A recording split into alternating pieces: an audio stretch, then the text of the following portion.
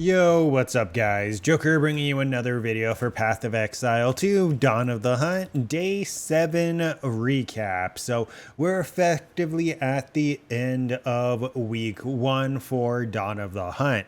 And this is primarily the last video. I know I keep saying that, but I think there's literally only one other thing that I want to go over, and it's literally the end-game progression and how it works, tips and tricks, stuff like that. But for this video, I just want to go over a couple things, like obviously the character overview, show my gear, and then in the background, I'll have clips playing somewhere. They'll be wherever something that I'm not pointing out is, currently is.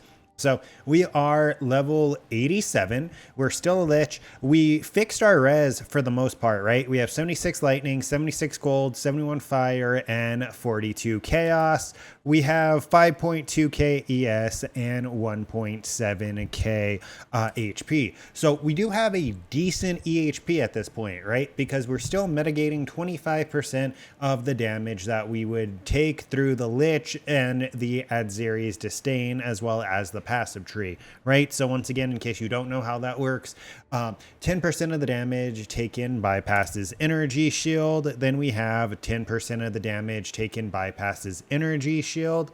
And then we have 5% of damage bypasses energy shield. However, on Lich, you get the node Eternal Life. Your life cannot change when you have energy shield. So essentially, that 25% of damage is just like mitigated because it can't change my life. So it just essentially gets deleted. And then it'll go against my resistances, and then it'll go against my life. So even though we don't have any armor, any evasion, any block, we are pseudo tanky now because we're getting to a point where we have enough of an EHP pool that we're able to kind of compensate for it, right? So obviously with the change to the ES pool, that means, that means that we have changed some gear.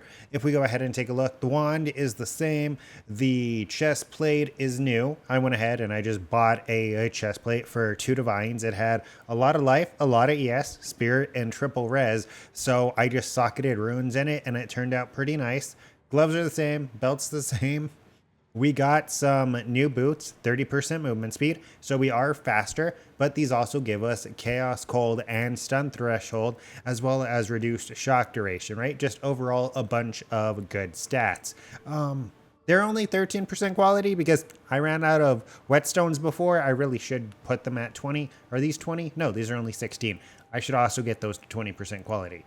Then we have our focus, which is the same. This is probably the next thing that we're going to upgrade because it should be relatively easy to upgrade because of the other ring we made. So this is the same ring as last time, but this is a new ring, right? We got lucky and we found a ring that had 15% elemental res on it. So we went ahead and we hit it with an alteration and it got 99 life. And then we hit it with a, I'm sorry, not an alteration, a AUG, and it got 99 life. And then we hit it with a greater essence of caster that we had, and we got the 20% cast speed. We hit it with a exalt and we got 29% chaos damage, right? So this ring is really, really good for me. Adzeri's disdain, obviously the same, and then we have our same amulet. If we go ahead and take a look at the tree, not much has changed. We grabbed this extra weather effect, and then we're going down over here. We need to put a jewel in this socket, but then we're going to go up this way and grab these nodes because it gives us 30% increased damage per curse on us and reduced effect of curses and extra ES from our focus. So it means like if we go into a map that we're enfeeble and we have temp chains on us, then we're just getting 60% increased damage while enfeeble and temp chains are affecting us like 50% less, I want to say. What is that? 45, 60, so 60% less. So only 40% effective curses, but I would gain a massive damage buff. I don't know why I said buff like that, but And that's the character. Let's get into the end game, which is actually hands down by far my favorite part of Dawn of the Hunt. I really do like the changes. Oh, and we also went ahead and completed Uber Lab. So, with that out of the way, let's talk about the end game, right? There's been several changes to the end game concerning towers, progression, and Atlas points. We're going to talk about corruption first because that is the progression system that was introduced into the end game. And how this works is, I don't know why I exited my Atlas. You're going to go ahead and search for these corrupted zones in your Atlas. These corrupted zones are going to have a corrupted citadel in them, and all that means is after you clear the map, a beyond boss is going to spawn, and you're going to have to kill it. You're going to have to wait for a little RP, and then it's going to turn into a cleansed zone. The reason why you want to do this is for the Atlas passive points, as well as cleansed zones introduce 20 to 30 additional packs of cleansed monsters that seem to have increased rarity, right? The loot they drop just seems to be better. On top of the fact that there can be a cleansed tower found. Let's see if I have a cleansed tower on any of those so I can just read it to you. Essentially what it does, there we go, obelisk cleansing. Do I have a way of like alt tabbing into this? Fuck. Okay, so right here, it shows the obelisk of cleansing. And essentially what that does is, do I have a map connected? No, this one doesn't have it. Does this one have it? Obelisk of cleansing. Awesome. So this goes ahead and it's a 10-second buff. A tower will pop up while you're running through the map and it'll shoot a laser at you and it'll give you a 10-second buff that gives you 100% rarity, 50% increased defenses, and 30% of damage as extra lightning. So it's like a mini it's like a mini shrine, right? Because it only lasts for 10 seconds, but it is incredibly strong. Apart from that, a couple tips and tricks to find corruption is going to be like finding citadels, pushing away from the center of your Atlas. The further that you go, the more common the corruption becomes, right? Like if we go over here, we're not really that far, but we're further away from the center, right? The center starting point. So we have one cleansed zone here. We have a cleansed zone here. I think we have like 2 or 3 more up here. We have a cleansed zone right here. We have a cleansed zone over here. We have a cleansed zone over here, right? So we have a cleansed zone over here. As you can see, there is a lot more corruption the further you push out. The other tip that I can give you is kind of cheesy, but if you zoom in, you can see the corruption around towers, and you would just want to go ahead and path that way. The next change to the end game is they got rid of 2/3 of the towers. Well, at least supposedly, because I'm still running into like a shit ton of towers. But yeah, apparently they got rid of 2/3 of the towers and they buffed them, right? Essentially what they did is they made it so you can put multiple tablets into the tower. If you run a map that has no modifiers on it, you can only put 1 tablet into the tower. If it has 3 modifiers, you can do 2 tablets, which would mean that you have 2 to 3 revives in the map. Remember that, that's important. And then the 6, I think it's 6, right? Yeah, 6 modifiers to be able to put 3 tablets into the towers. And this is incredibly strong because the number of influenced maps in the tower range can be increased.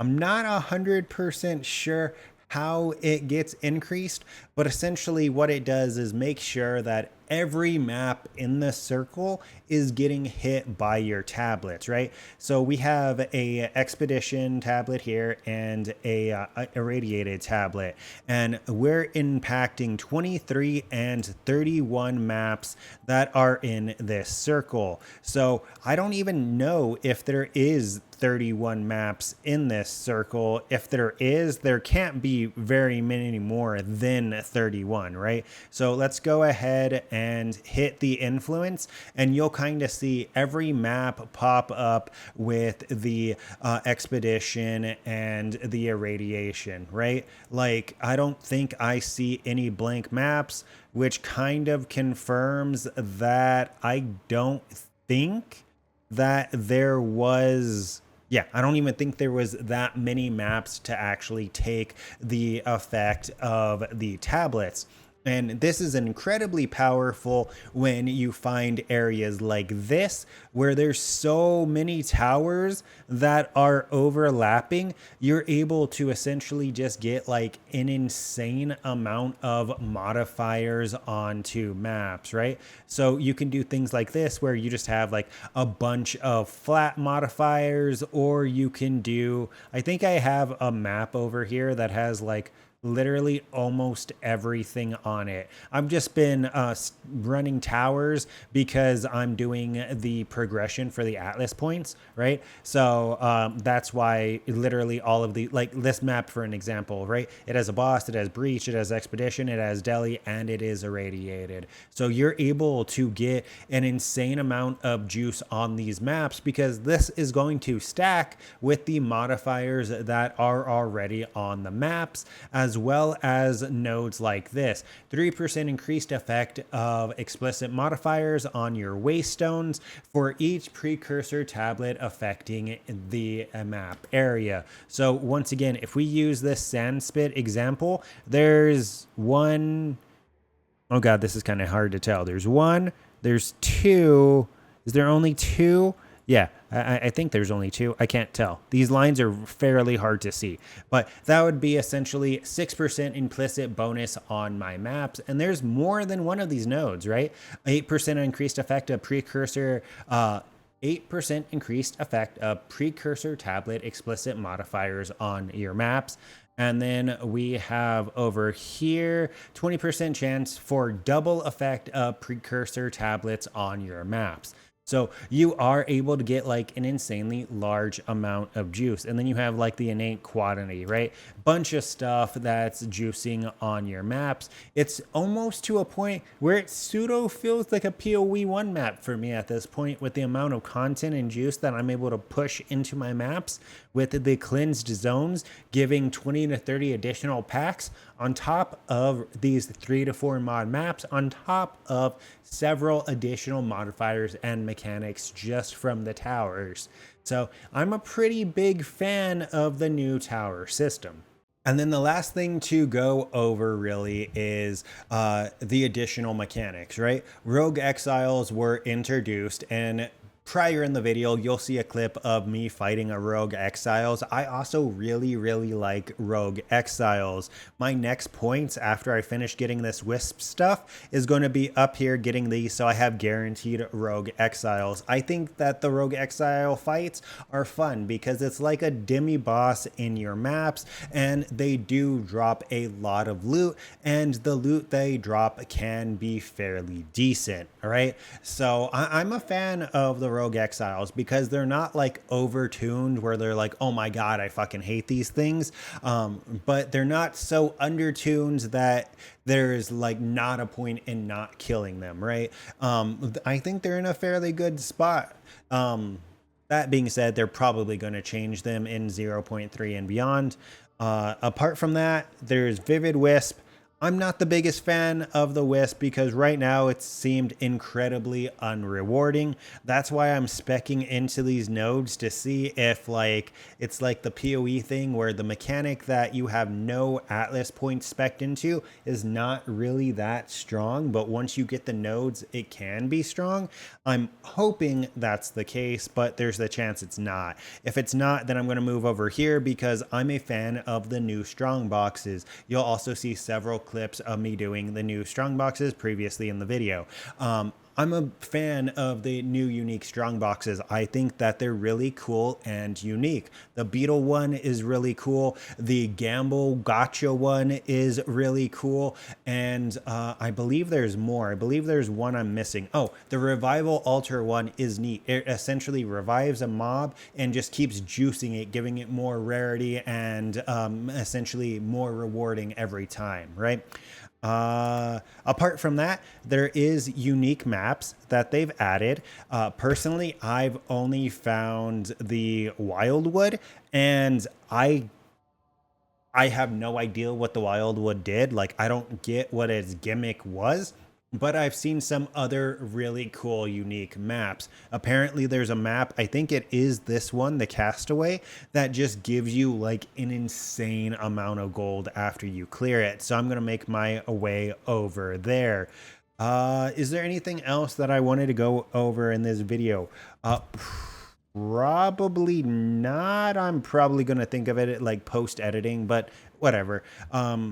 All that being said, to say that I enjoy the new end game. I have over 200 maps juiced and ready to run for whenever I want to run them. The tablets allow you to force whatever mechanic you want onto it. So it's kind of like using the Atlas tree to get a 100% chance for a mechanic, except for I only have to use one tablet and it impacts like 30 maps in an area like you just saw. On top of the fact that it's juicing the effect of the map and the tablets, it makes the maps really enjoyable. But yeah, that's pretty much it for this video. This would increase my rating of Dawn of the Hunt from like that 5.5 where I was relatively salty earlier on in the league to more of a 7.5, just because they keep adding a bunch of quality of life. They said it in an update post that with the nerfs out of the way, they can focus on buffs. And I have a video coming up going over 2 new posts where it's pretty much nothing but W updates, right? So good on them. That's it. I'm going to stop ranting. This video is probably long. I do apologize. Don't forget to like, comment, and subscribe to stay up to date with this and future content. And until next time, take care.